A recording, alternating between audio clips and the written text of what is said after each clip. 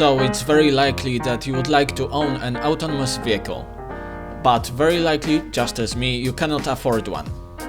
After all, there is almost 8 billion of us, so naturally not everyone can afford a Tesla or some brand new car from 2020 that is capable of near autonomous driving.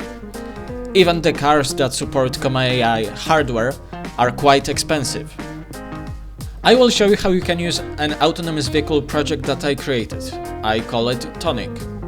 Don't worry, this is not another toy car that can only drive using a path that is drawn on the floor. Although it doesn't support obstacle detection yet, it's capable of going from one place to another on its own. It's using only a video feed, so no, there is no need for expensive hardware. This can run pretty much on any combination of wheels and camera, as long as you can send the video feed and steering commands via Wi-Fi. Now about how to use it. I'm not going to dwell on details on how to set up the software here. All of the details are in the description below. Right now I just wanted to show you how you can use it. Step 1. Environment mapping. You need to record the place where you will be using it. This is needed to create a mapping of the environment. You can add together multiple recordings if you need.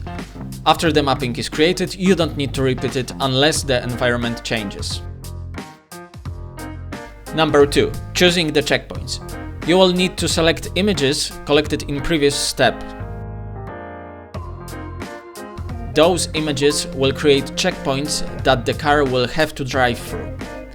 This creates a path on which the car will drive on. Number 3. Starting the driving. Once the checkpoints have been created, you can just run appropriate command that will set everything in motion, and the car will drive itself through the checkpoints automatically.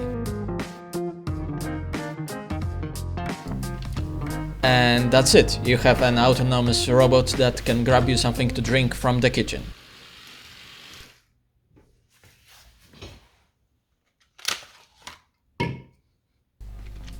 Or a DIY Roomba if you tape a brush on it.